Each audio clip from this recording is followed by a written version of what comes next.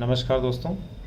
देखिए, बोर्ड की official answer की आने के बाद में रीट के विद्यार्थियों में कुछ प्रश्नों को लेकर के जो हलचल बना हुआ है उसके संदर्भ में हम यहाँ पर थोड़ी सी बात करना चाहेंगे।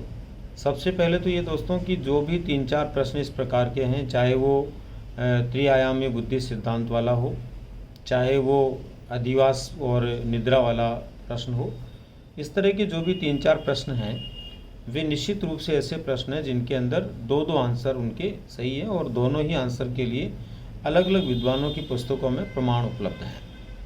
ऐसी स्थिति के अंदर हम ये मानकर चलेंगे कि माध्यमिक शिक्षा बोर्ड ने जो आंसर माने हैं वो आंसर नहीं मान करके बोर्ड को उन प्रश्नों को डिलीट करने की आवश्यकता है। और सबसे बड़ी बात ये कि उनके स्थान पर विद्यार्थियों को बोनस अंक दिए जाने चाहिए। हालांकि बोर्ड ने ऐसा सूचित भी किया है, विभिन्न प्रकार के समाचार पत्रों के माध्यम से आपने भी पढ़ा होगा कि बोर्ड खुद भी मान रहा है कि कुछ प्रश्नों में ऐसी स्थिति है जहाँ दो विकल्प सही हैं, तो वो प्रश्न डिलीट होकर के उनके बोनस अंक विद्यार्थियों को दिए जाएंगे। और फिर भी कोई प्रश्न ऐसा लगता आपको कि किसी प्रश्न के लिए विशेषकर आप जो है आपत्ति दर्ज करवाना चाहते हैं, तो 25 तारीख उसके लिए दी गई है। उससे पहले उसके आसानी से एक दो जो भी प्रश्न उसके प्रमाण आपको मिल जाएंगे। मेरी तरफ से भी जो मदद हो सकती है उसके प्रमाण के लिए मैं आपको उपलब्ध करवाने की कोशिश करूंगा।